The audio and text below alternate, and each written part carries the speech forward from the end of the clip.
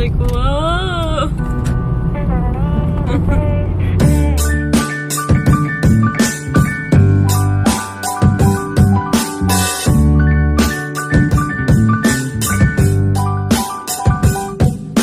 This morning we had a nice hot breakfast and relaxed as much as we could.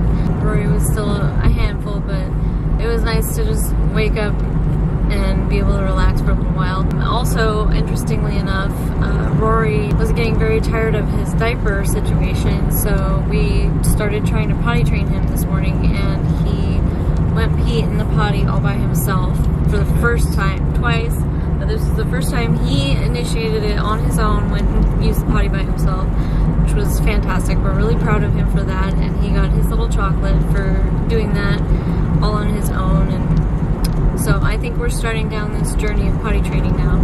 So that's exciting. We're on our way into town. The town of Poulsbo, which is the next town over from the one we live at, they're having a thing called the Jewel Fest. It's Viking themed, like it's a Christmas celebration. The Viking Christmas celebration. Called Jewel Fest. And that's where we're going. It starts at 4, it's 2:30. We left about 10 minutes ago. Both of the children are sleeping. I have just a few errands to do. I need to try to get a few stocking stuffers, and I'm getting hungry. Are you getting hungry? Yeah. So we're gonna do that and then head over to the Jewel Fest and see what that's about. We've never gone before, but we love Vikings and that kind of stuff. So, and there's supposed to be like a bonfire. I think Santa's gonna be there. We'll see what's there. So here we go. It's raining today. It's kind of just drizzling, which is fine. We need the rain, but we probably won't stay that long at Jewel Fest just because it's not going to be very comfortable weather to be standing outside in. So Dan's inside Target making that return. I just wanted to show you really quick how adorable. Rory has his hand in there.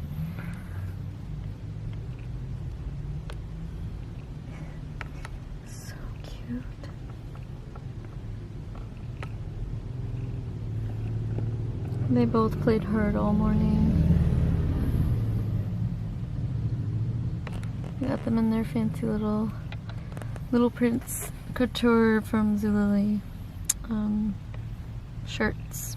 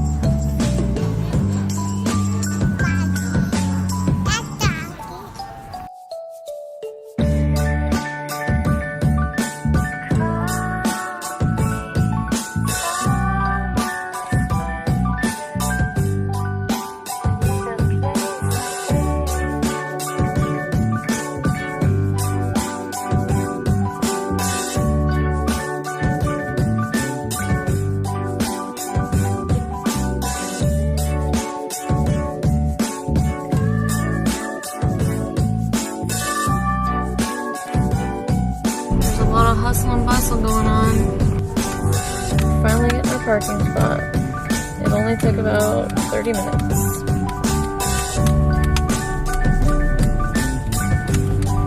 Better be worth it, Vikings.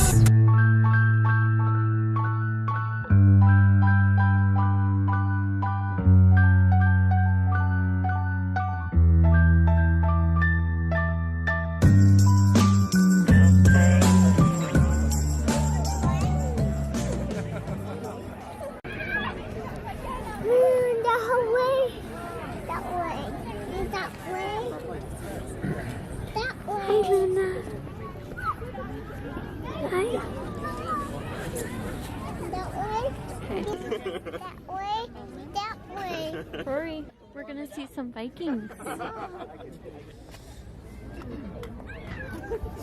way.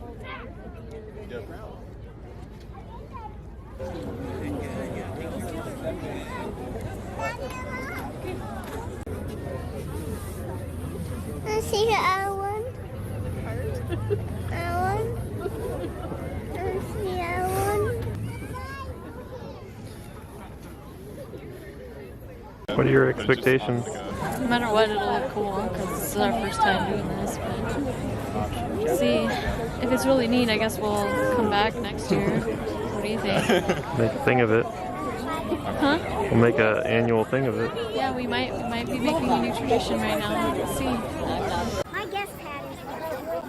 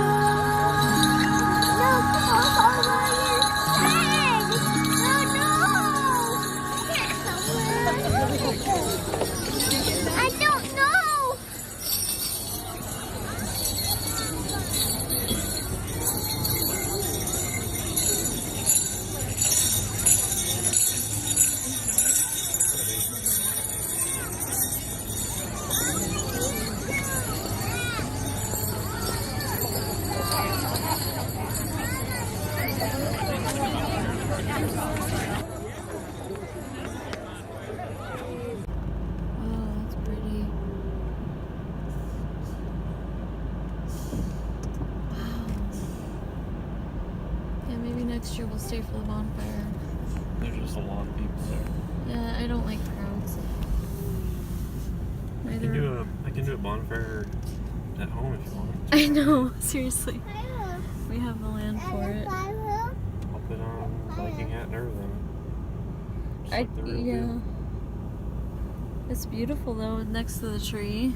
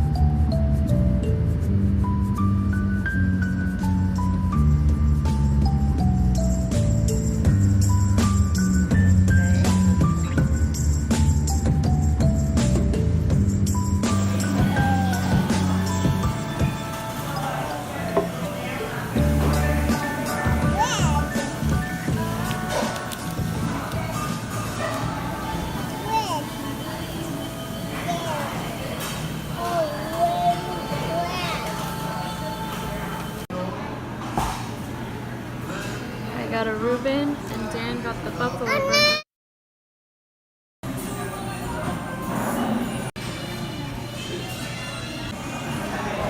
teaching her all the good foods. We started with cookies, and we're advancing to French fries.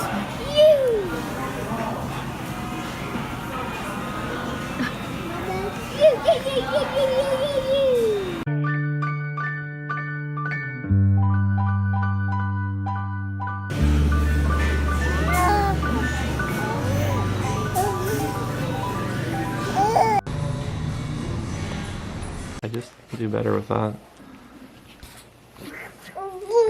That way we can stop the video anywhere. Yeah.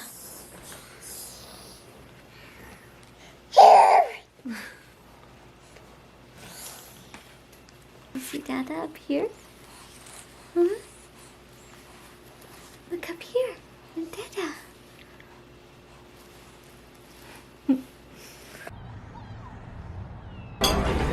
We're at IHOP.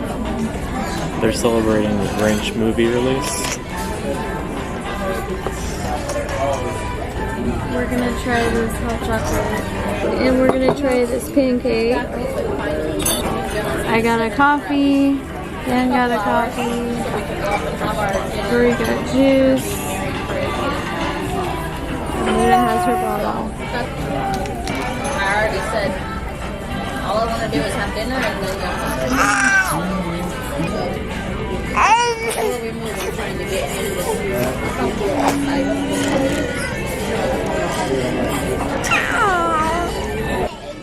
So,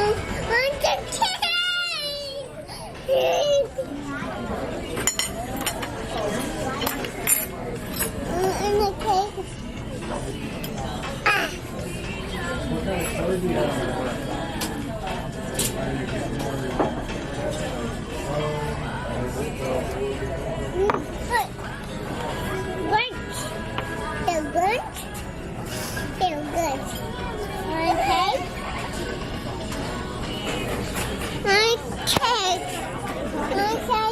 So bad. Really good. What is in there? It's a roast beef hash or what is it called again? I forget. Roast beef omelet. Roast beef omelet. It tastes similar to like corned beef and hash. I really like it. It's spicy. Are those jalapenos in there? Yeah, it has jalapenos, onion. I had to pick the onion out because I can't eat onion. Roast beef, and then barbecue sauce. Oh, okay. It's good. I like it.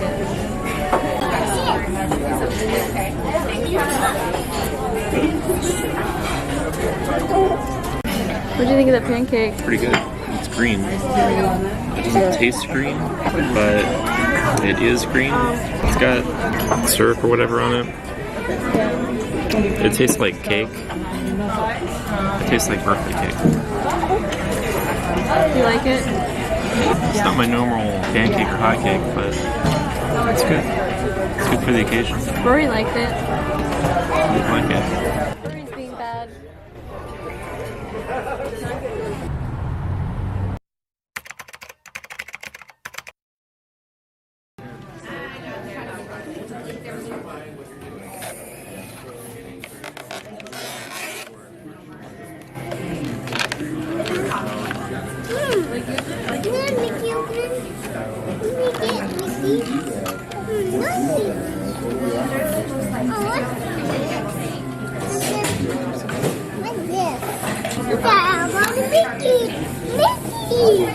Mickey Mouse.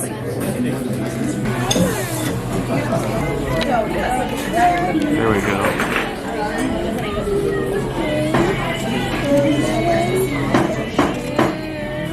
That's better.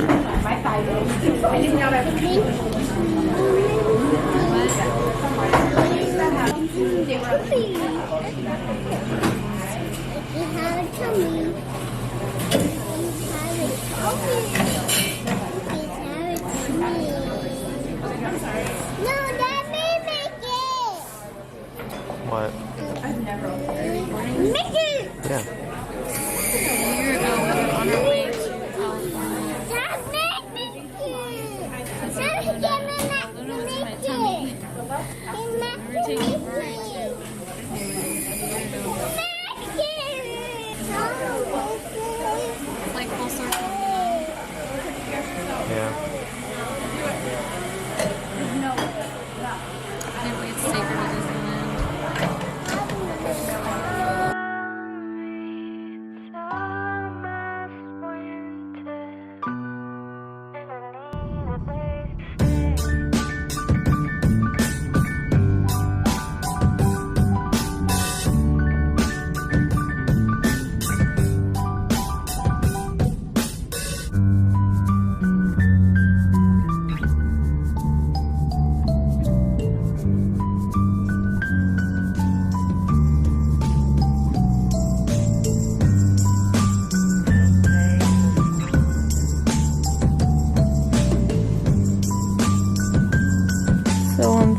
Thanksgiving, my dad gave Rory a Hot Wheels advent calendar. It's Sunday, December 2nd. We are 2 days behind on our advent. Rory, do you want to open? Open. Let's see, you got 2 days to open. Open. Rory, you got 2 days to open. I can't open. You can't? Why can't you? I can't. You do it open. I'll help you. We've got, here's 2. I found that one. Number 2. And, oh, there's number 1 right there. Do you want to push? Push right here? Right here. Can you pull it down? What'd you get? Ooh, you got a red Hot Wheel?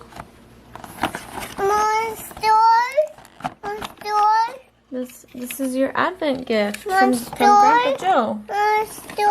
Okay, you got one more. Open. You push. Okay, open it up. What'd you get? It's the car. Ooh. Ooh, cars. What is that? I don't know what that is. It looks like a piece of something. It's a car sleigh. Car sleigh. Cool.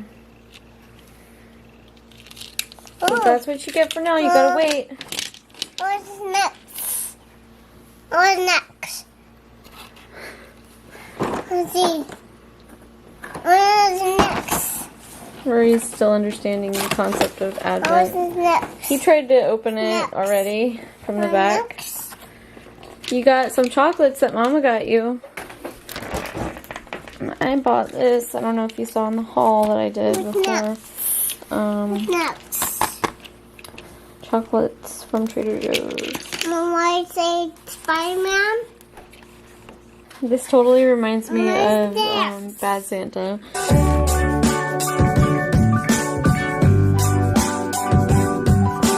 So the first chocolate looks like a boot, I think. The chocolate, Rory. See what? Nice. Pardon my wrapping leftovers. And then where's number 2? Let's see. No, ma'am. No, ma'am. Here's number 2. Number 2 says France. It looks like a sack of, like maybe a sack of presents. Yeah. Oh, The snowman. gotta wait. You get to do the snowman. Number 11. Gotta wait. Gotta wait. You wanna go fast? Good. Starting corner. Try again. Try again. I'm gonna catch that. Ah! That's it. Awesome. My dad is always really good at gifts, and this is no exception. He's loving this Hot Wheel. Seems like Luna's interested in it too.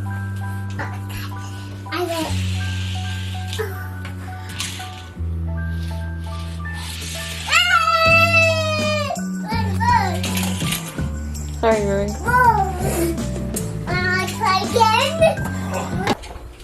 I'm just doing a Costco lasagna for dinner. I just put it in. It's gonna take 2 hours. So.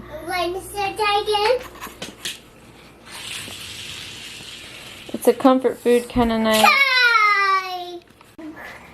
Hi, baby girl. Hi. Did you get enough rest?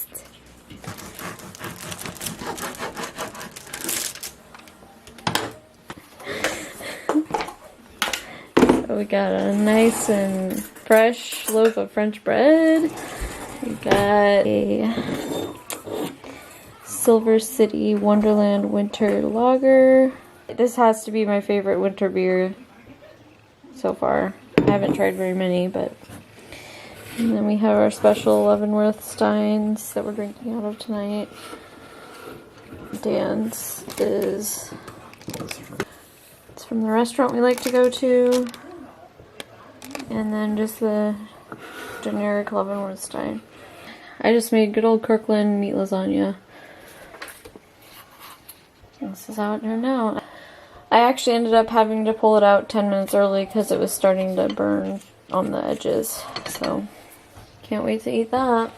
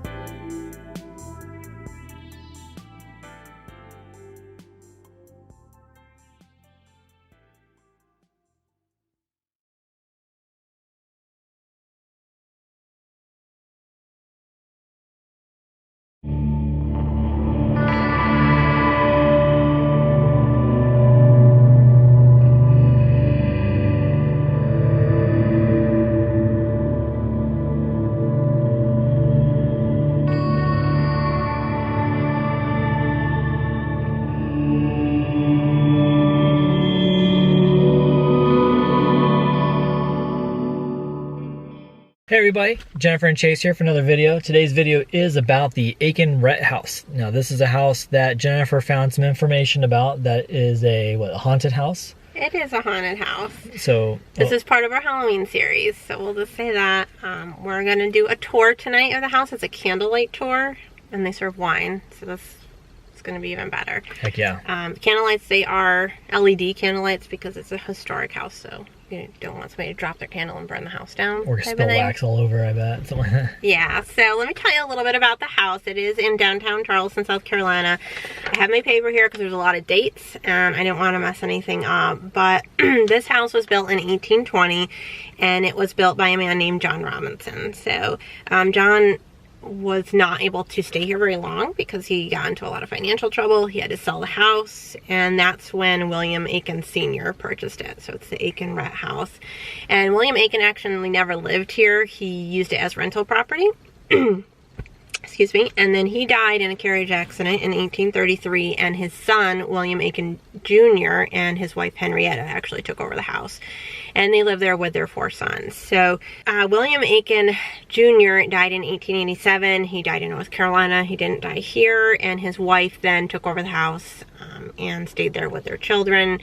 She later did die in the house, and she died in 1892. So we're still looking at, like, you know, well over 100 years back. And from that point, William and Henrietta's daughter took over the residence. She got married to a man named Major A.B. Rhett, which is why it's now the Aiken-Rhett house. So it was Aiken's originally, later taken over by the Rhetts, and they kept it for most of the time. It was actually donated to the Charleston Museum in 1975, so they were there until fairly recently, and then in 1995 it changed hands again, and it's part of the Charleston Historical Foundation. So it is a couple of things about this. It has not been renovated in any way. It hasn't been like made better or refurnished. It is as it was when the last person lived here, which is in 1975. And the furniture has been left, the paint, the flooring, it's all the original. It does have slave quarters, which also have the original paint, ceilings, fixtures, flooring. So I imagine that some of this is probably going to be in kind of bad condition. Yeah. So I'm not really sure what to expect when we go in, but it will be cool to see everything kind of as is. And there is one room that has been renovated, and that is the art room, because the Aikens kind of traveled Europe and had these really expensive, fancy paintings that they purchased because they had a really awesome art collection. So that room has been restored so that the paintings can be there, and so I'm kind of excited to see that as well. So Chase mentioned it is haunted. There are reports of a woman roaming the halls. There are reports of hearing footsteps throughout the buildings.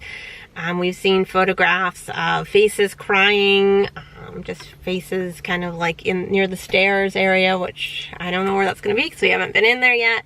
And then there's also been photographs of, there's a balcony, and out on the balcony there was a man with a suit and like a big bowler hat. And I guess like the people that had a party there did not invite anybody that looked like that. So he's been photographed standing out there, and nobody knows who he is, and he's wearing, you know, obviously like 1800s garb. Yeah. So I don't know if we're gonna see anything tonight.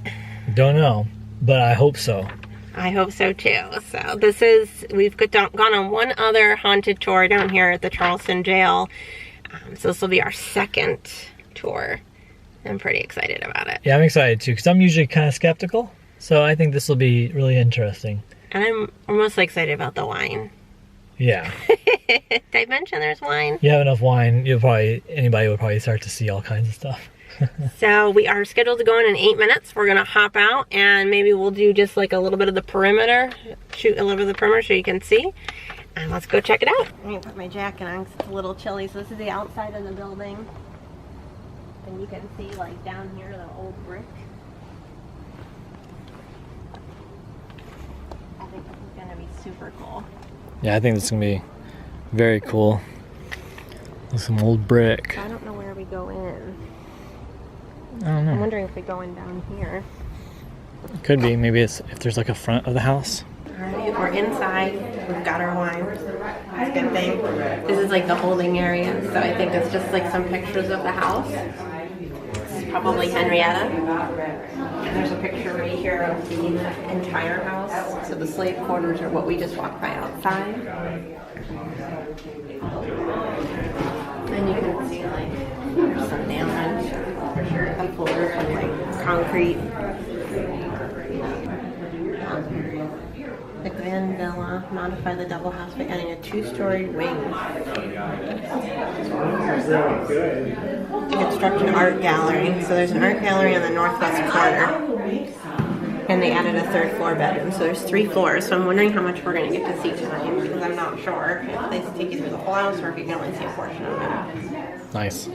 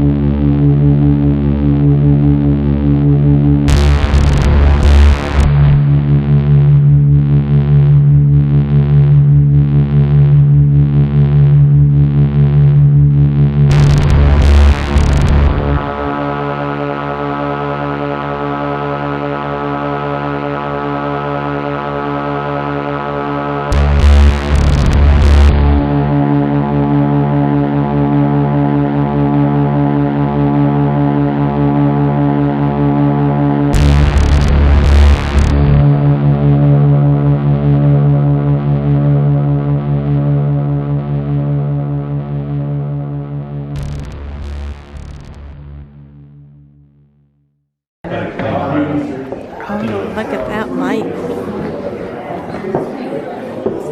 Picture and the couch. Look at that chandelier. How cool. And a giant mirror over here. Over there. Oh, we can walk in there. So the Aikens were one of the most prolific and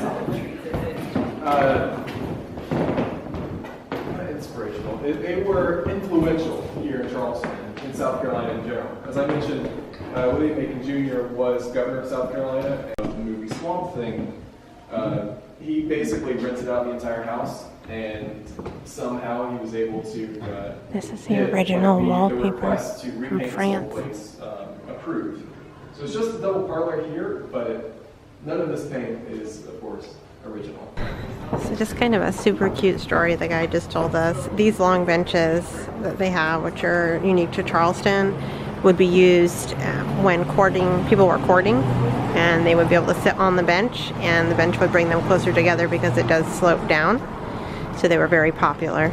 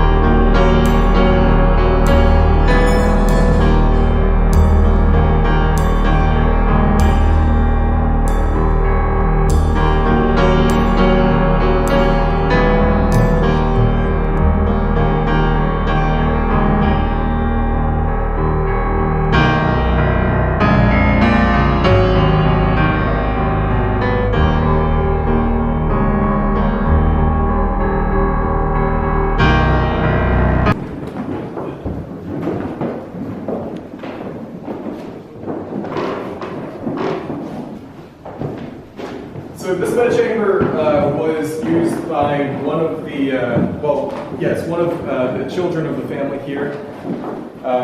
Miss Henrietta had a number of children with her husband, Captain Rhett. We're going to talk about him when we get to the room over here. The sleigh bed here is very archetypical of a rich 19th century family.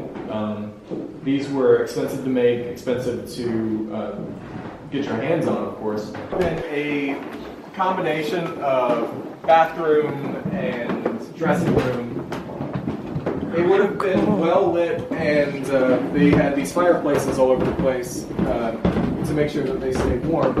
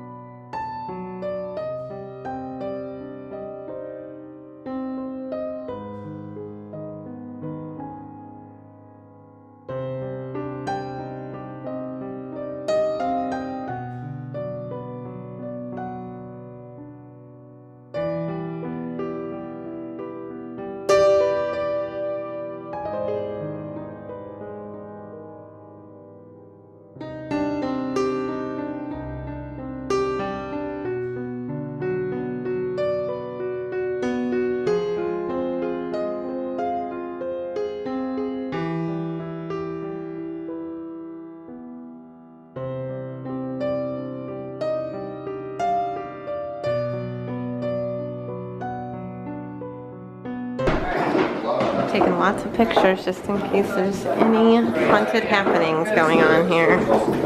Very cool house though. All rooms have the original wallpaper. There's a lot of marble. I did say a lot of it was damaged during Hurricane Hugo, but very cool.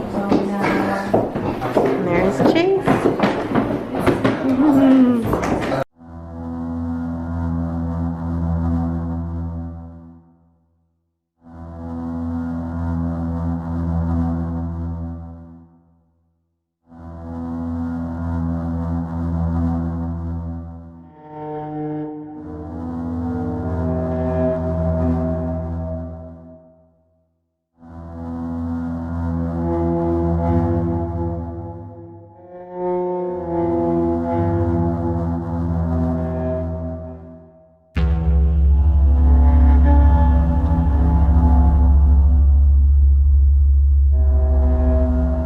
Alright, Chase, what'd you think?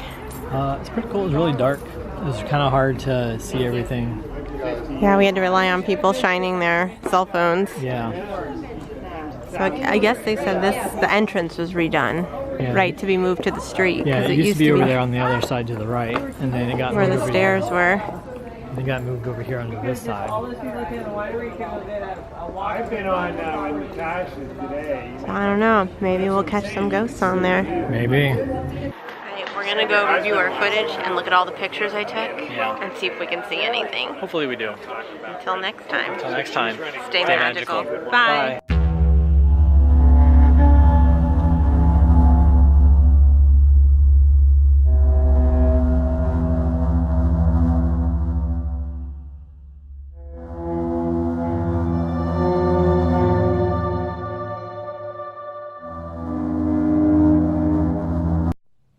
Hi, I'm Dr. Obvious, and you're watching the amazing Go with Cal.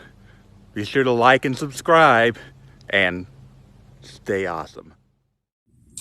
Hi guys, welcome back to my channel. I appreciate you stopping by. I just want to do a quick video today. I received a package in the mail. It's about a week before Christmas, and I've been getting things in the mail from subscribers, and I just got this really cool gift. This is by MTech. This is a military design company that does tactical military rescue equipment. And this particular item is the MTech Model Extreme. It's a combat knife. This is the case that it comes in. It's a really heavy duty nylon case. It's not those junky cases that you get at the flea market. It straps. I wear mine on my backpack when I go camping, I know it's a little difficult to see me right now, but I wear mine here normally. You can also wear it on your leg, which is really cool. This is a padded case. You can put your belt through here, so you can hang it off your belt. It has a leg strap with a quick clasp. It also has a pocket on the front to keep miscellaneous. I usually keep a sharpening stone and a flint to start fires in there. It's got a heavy duty webbed nylon attachment with a stainless steel button, so it doesn't just Velcro together, it actually snaps together. And the knife is ergonomically designed. As you can see, it has places for your fingers. This is what's most important right here.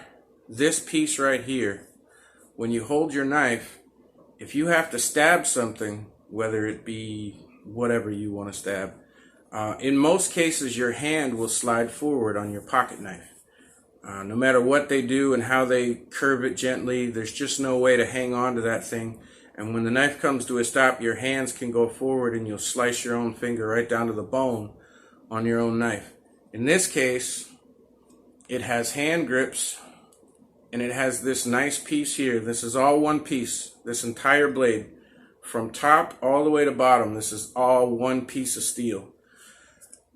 And your hand cannot possibly slide forward, regardless of the fact that when you're holding it and it's round in your hand and you have those finger grips, you can't slide anywhere. This isn't going anywhere. In most cases, you would have to hold your knife on the back like that to stab. In this case, it's not going anywhere. It has a serrated edge on the back here. It also has a finger grip here for if you're doing any chopping.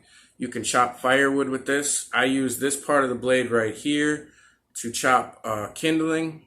I can stick this part of the blade on top of a log, and I can hit it with another log, and I can split those logs. This thing is strong as it comes. It's not too heavy, and it's just under a foot long. This was a great gift. I appreciate it to the subscriber that sent me this in the mail. The only thing I need to add is a paracord wrist strap here, because if I need it and I drop it, I want to be able to hold on to it. This is a beautiful knife. If you want to look it up on Amazon or eBay and read the reviews on it, it's called the M-Tech Extreme. That's M-Tech Extreme. And honestly, they're like 30, 35 bucks. So, very cool Christmas gift. I will get tons of use out of this. As you all know, I am currently doing the van life thing in my mobile studio, and I'm going to be traveling across the country doing a lot of camping on my travels. So, a knife like this is good for protection. It's also good for camping. Thanks a lot. See you soon. Merry Christmas.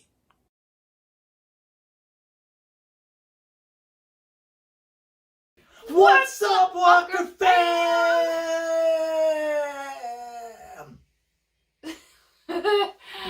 Oh gosh. Back to you guys with another great and exciting video.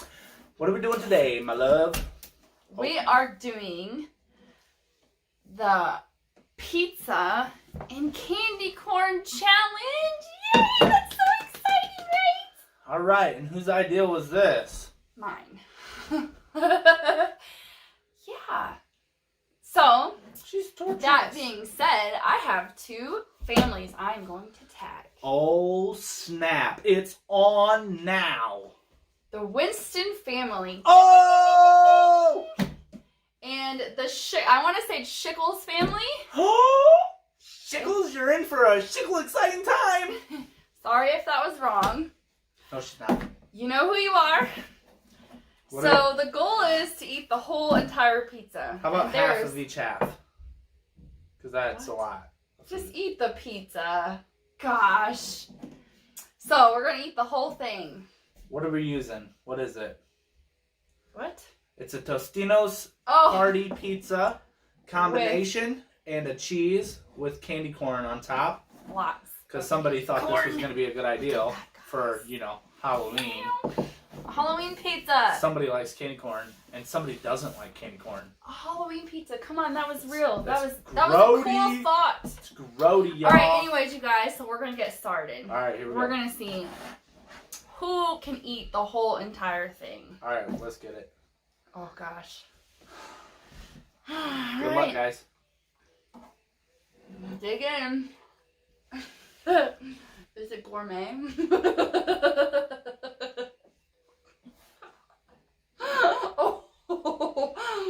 It was good until I got a piece of the candy corn. Well, that was wrong. It's definitely maybe I'll start with this one.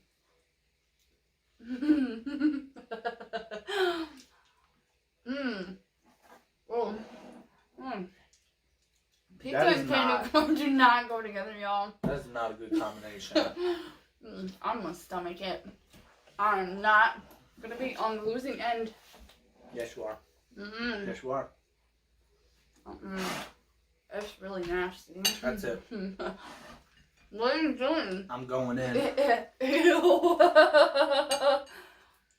You're. Oh. Oh.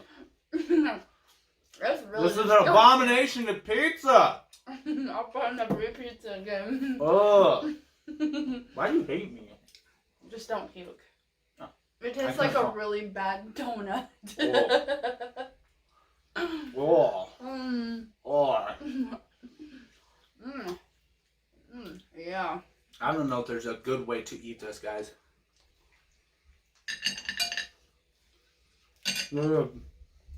Part of your... What are you doing? What are you doing? No. Put it on there, cheater pants. You never said how we had to eat it. This is your challenge. You made it up. There. No. Nuh-uh. All of them. Oh, this is so, This is like the healthiest meal you could ever have. Oh. This is the grossest meal I've ever had. No need for dinner now. Oh.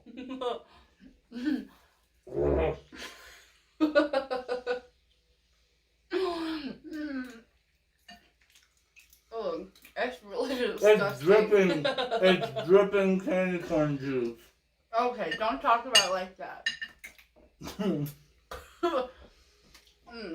Now that got to me. I'm just saying that was.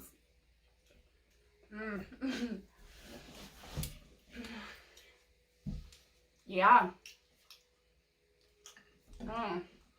I'm gonna go with the cheese bits first.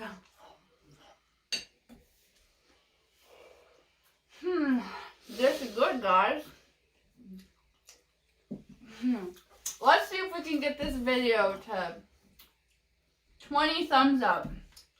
20 thumbs up. Oh. It tastes kind of like a donut with pizza sauce. They just keep falling out.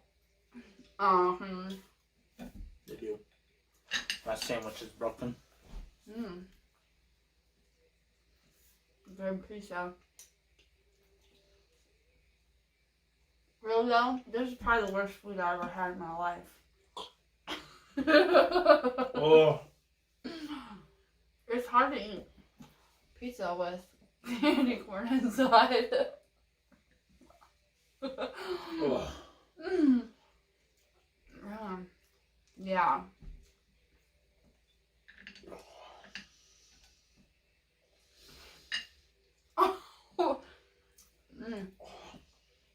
Yeah.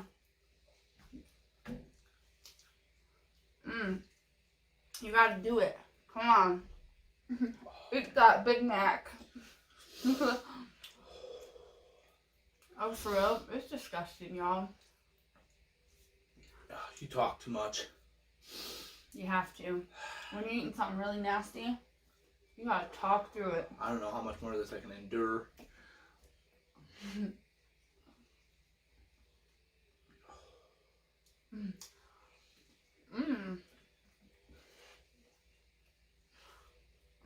Would it have been better if I melted the candy corn?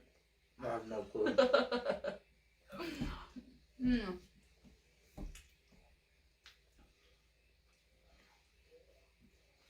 You good? I'm almost done over here.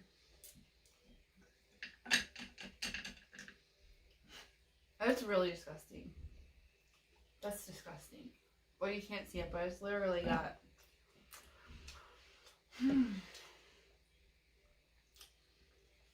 Yeah, that's gross. It's gross.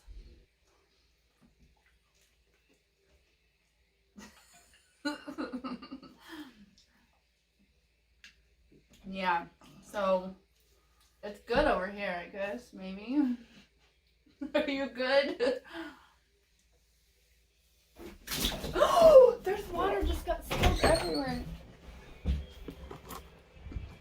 Guys, I think he went to go throw up.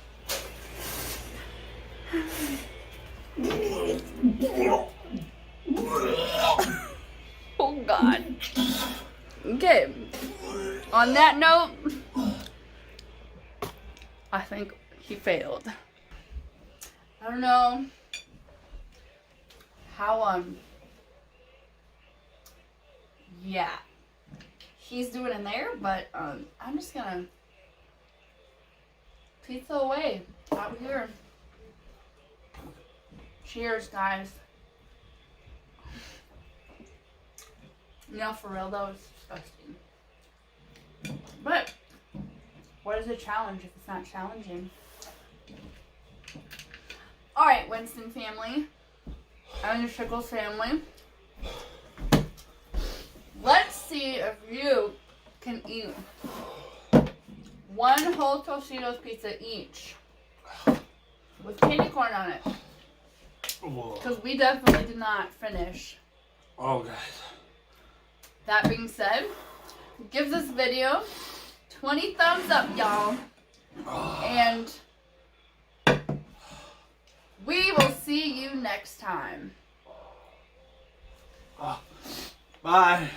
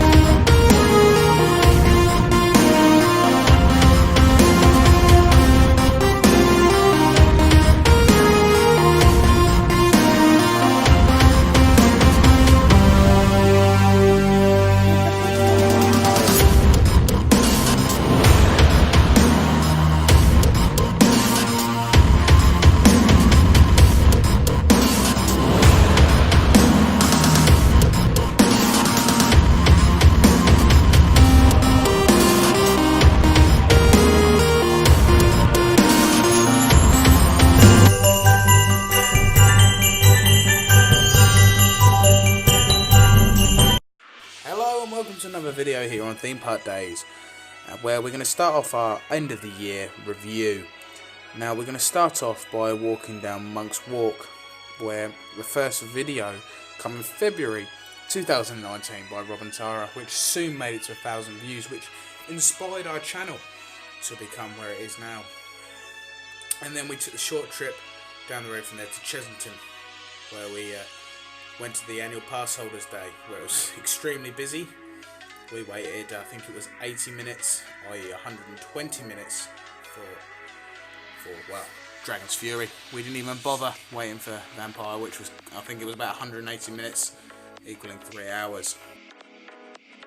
And this is Peter from Chesington World of Adventures, where we interviewed him and spoke to him about his time at Thorpe Park, and he also explained to us about his record, which he held for the most laps on Loggers Leap.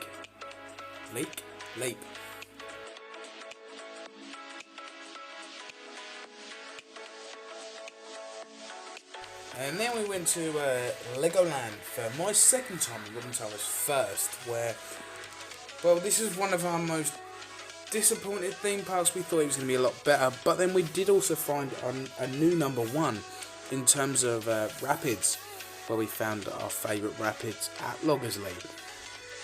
At Loggers Leap? Oh, wow. Tell my mind's mashed up. I'm very tired, late time recording. And then we went to Thorpe Park, obviously our favourite theme park. And there's Colossus. We rode that quite a few times, I believe. Because believe it or not, it was one of the most quieter coasters. Most quiet. And then there's me and Tara waiting to ride Detonator Bombs Away. We hate drop towers. And then we went to Alton Towers.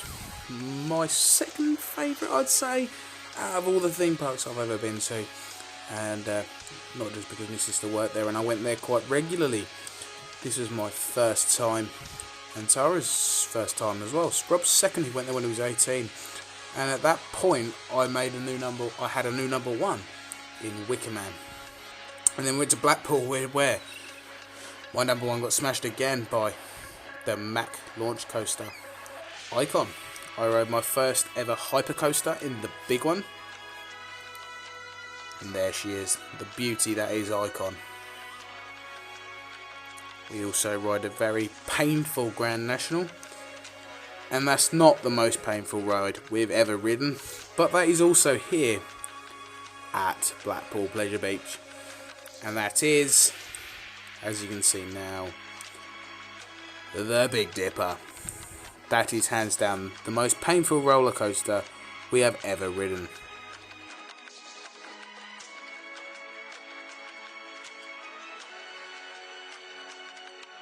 And then we went to Pleasurewood Hills, which is my first ever theme park. Rob and Tara have been to this many a times.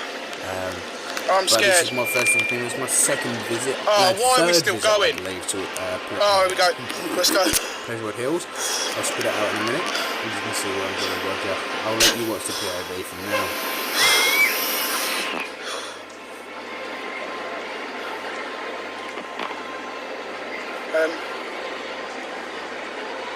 Don't like this. Why are we not dropping? Why are we not dropping? Why are we not dropped? Oh, here we go. Seriously, anyone would think we hate theme parks. Anyway, next we ventured on to Southport Pleasureland after a, well, quite a successful video over at Camelot Theme Park. And yeah, we're now on the most original name of a roller coaster ever to be heard. The roller coaster, otherwise known as looping coaster, with one vertical loop.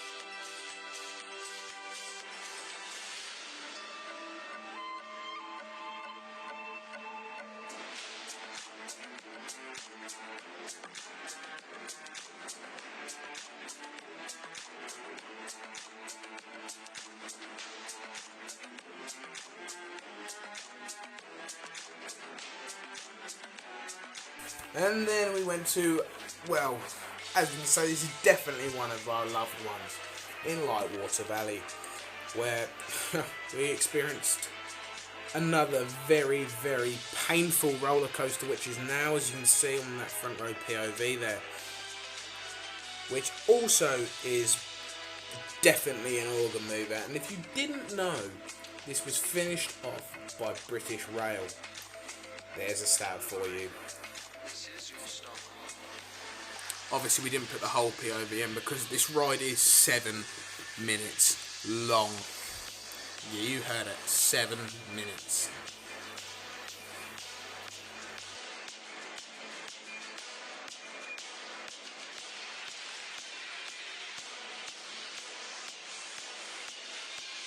And then we took the about, well, I think it was about a 40-minute drive from Lightwater Valley to Flamingo Land in, well, East Yorkshire, would you say, Rob?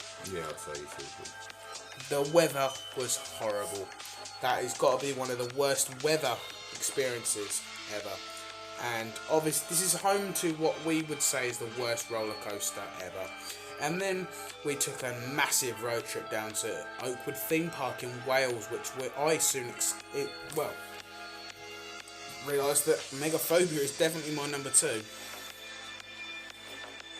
Smashed Wicker Man, I'd say.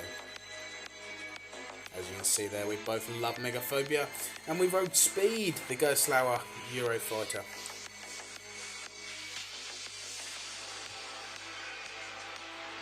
And then was the start of our TPD challenge, which here we are joined by, I believe this lovely man's name was Martin.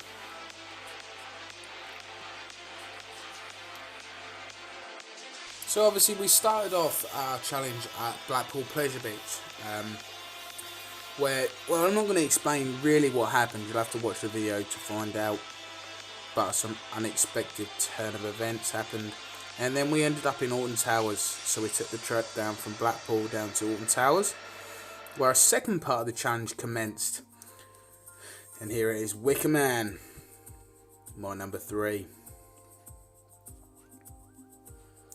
And then we ended up in Thorpe Park. Now, we're definitely not going to tell you what happened. You know, you have to go watch the video to find out what happened.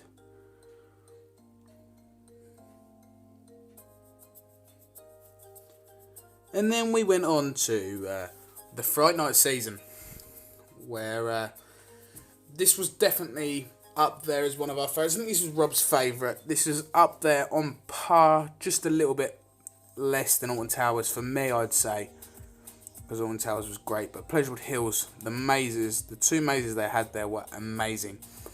So next year, when it's Pleasurewood Hills, make sure you go down there and check out those 2 amazing mazes. We got interviews. Well, it's just such a good vlog. We thought this is definitely our best vlog we've ever done. And then, to finish it off, on the last day of the season, we went to Chesington World of Adventures and Thorpe Park, where we said goodbye to Remus's Revenge, where we spent 4 hours riding the Beast. That is, the Husk Top Spin. It did break down a lot. It broke down a lot. I'm pretty sure it's a Husk. It is a Husk. It is a Husk.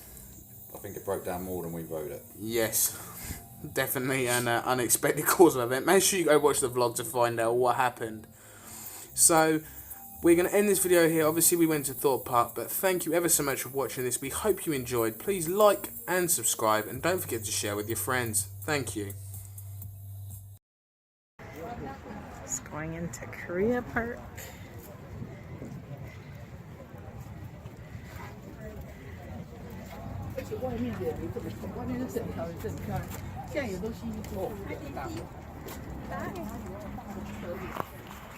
How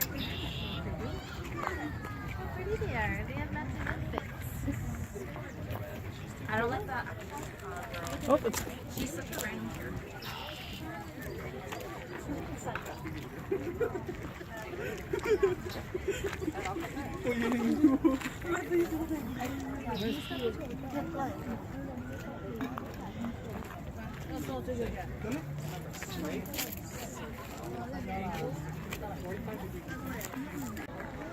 entrance of Korea Park.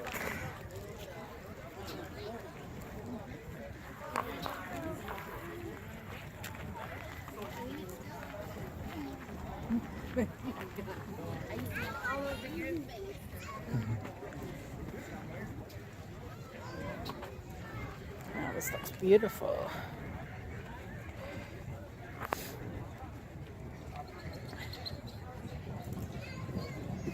Korea Park in Mississauga, Ontario.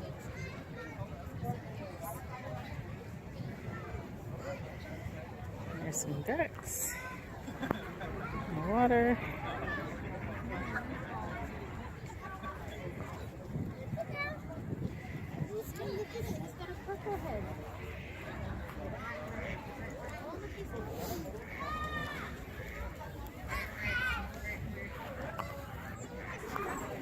That's nice.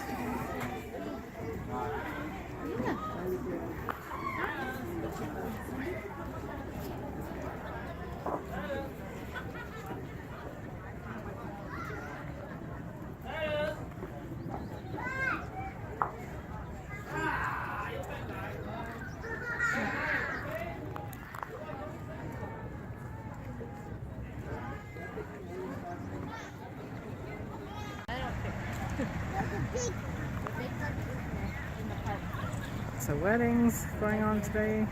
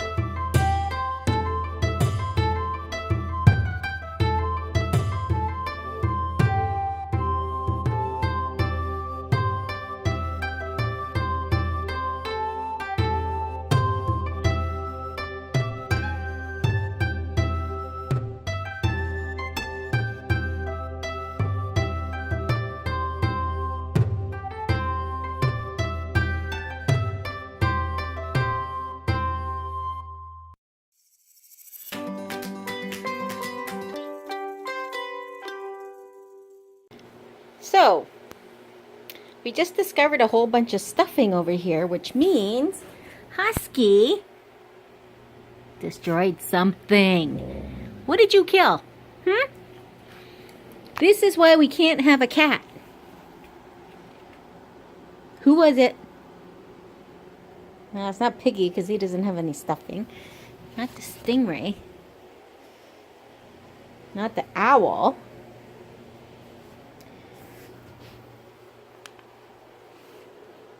Daddy gave this to you 20 minutes ago.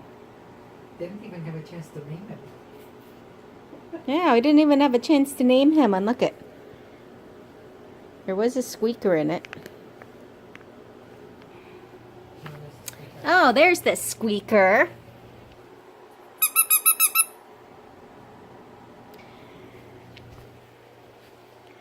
You are crazy. What's all this? What's all this? You killed another toy? Keisha, look at me. Did you kill another toy? What's this? You're so funny. You are so funny. Yes, you are. You are a toy killer. I know, you just like the squeakers. All right. You're so funny. Such a funny girl.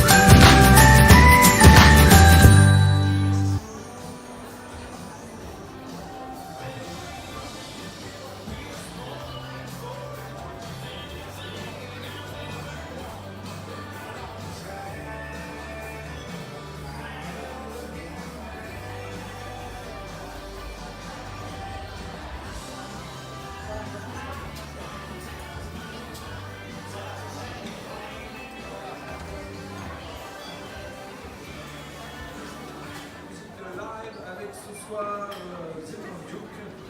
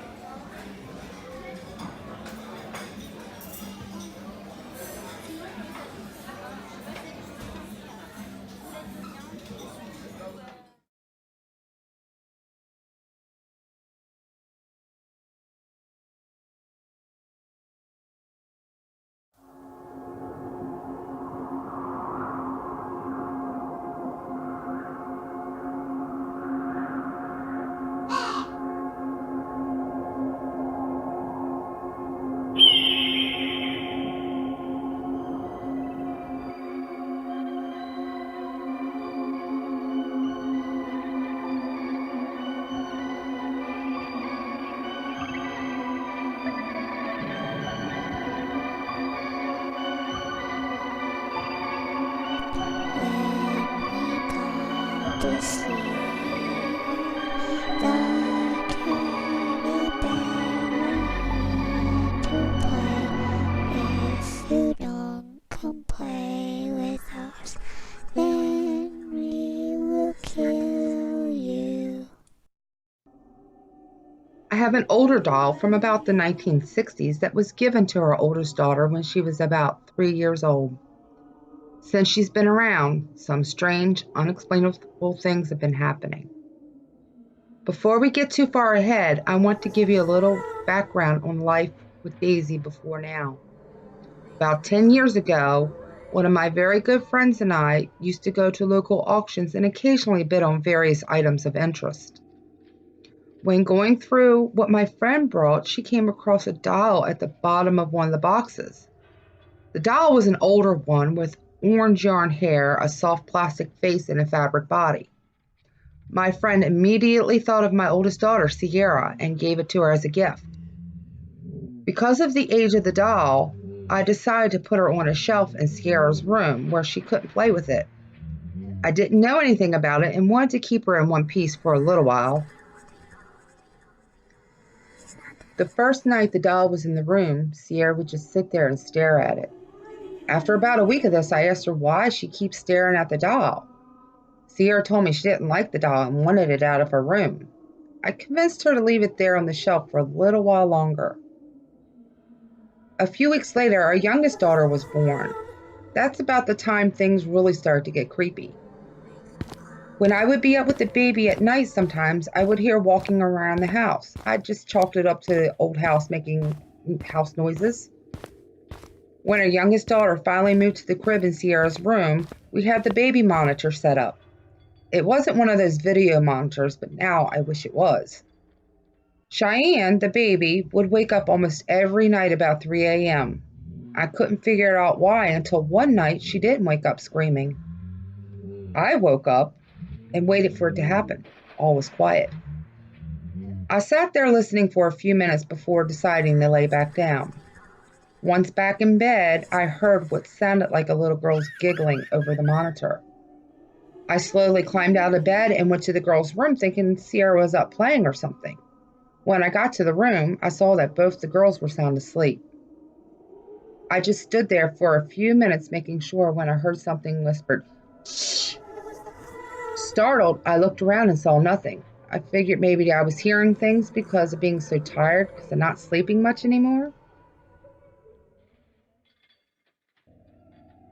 The next morning, Sierra came to me and asked if we could take the doll out of her room now.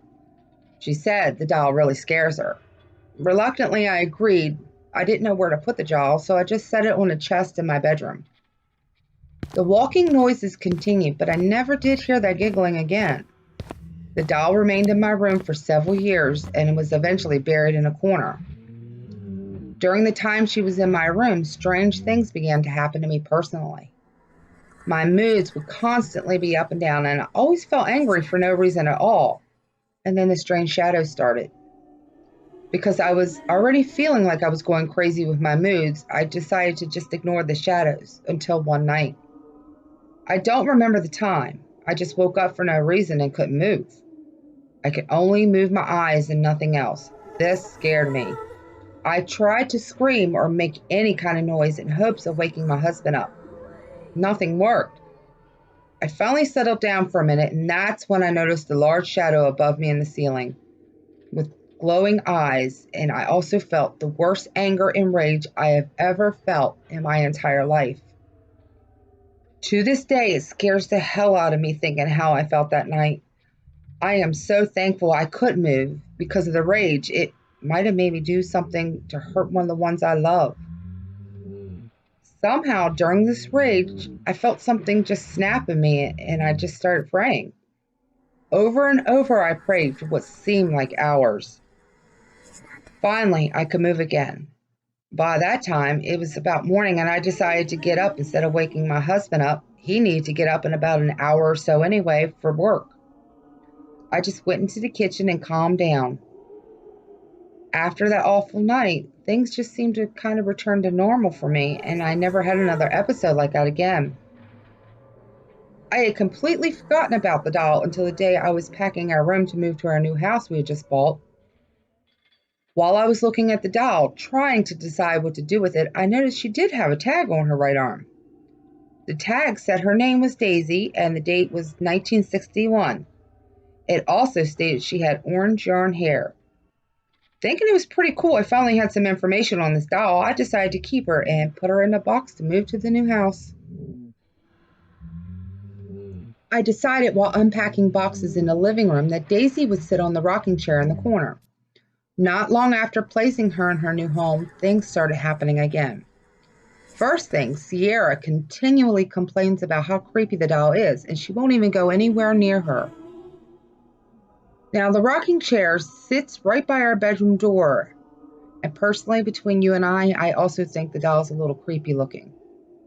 I always feel like she's watching me. Daisy has some pretty strange looking eyes to me.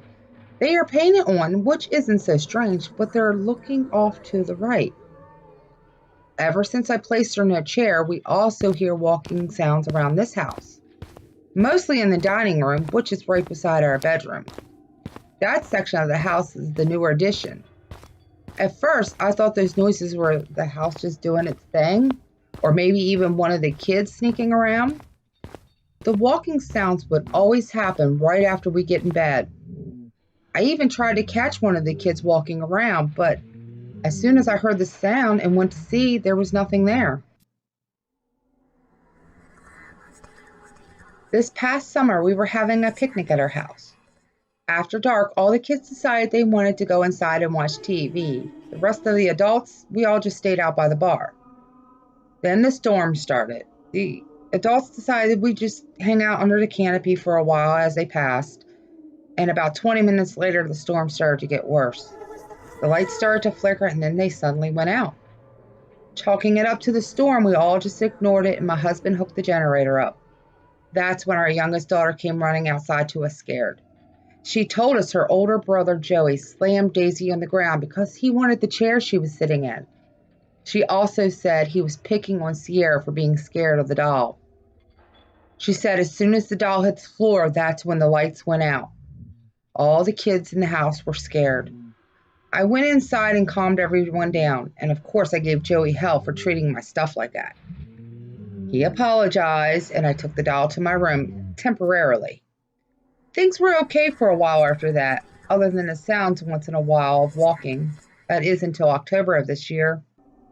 Sierra started telling me that while she was waiting for the bus in the mornings, it's still dark when she leaves, as she looks back at the window, she sees what looks like a man standing there. She said it's not every morning, but when it stands there, it just stands for a few minutes staring and then moves away. And when I was at home alone, the kids were all at school, and I had just gotten out of the shower. I had my bedroom door open since I was alone. Out of nowhere, I started to hear what sounded like all the doors in the house slamming shut one by one. I grabbed my towel and went to look, and all the doors were just like we left them. I quickly went back to my room and locked the door. I didn't know what was happening. At first, I thought, well, maybe somebody broke in while I was in the shower. After getting dressed, I grabbed my phone and went and looked. Nobody was here. Not a single person other than myself was in this house. I quickly went downstairs to our sunroom, and that is where I stayed for the rest of the day. Now, we are still hearing the sounds of walking in the house, but have now started seeing shadows outside in the yard. It appears to be a man. It's not the shadows of the neighbors. We are out in the country, away from most of our neighbors. And besides, at that time of night we see the shadows, all the neighbors are in bed. I don't want to say it's Daisy, but it is a little funny how these things happen when she's around. When we come to see the teddy bear are here to play. If you don't come play with us, then we will kill you.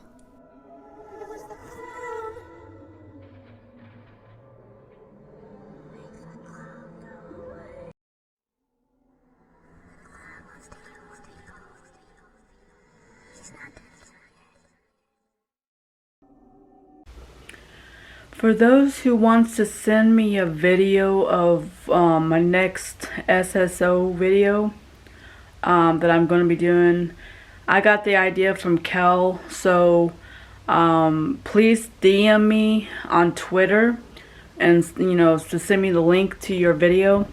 I will put it into the next video and everything. So thank you, Kel, for the idea. This is really your idea for your videos on your channel and everything. I hope you don't mind for me to use it on my channel to help people, grow. Whatever works and stuff like that. So I hope you don't mind. I will do the same thing on my channel, help people grow and everything. So, but like I said, if anybody wants to send me a video, please let me know. DM me on Twitter, and I will put it on my next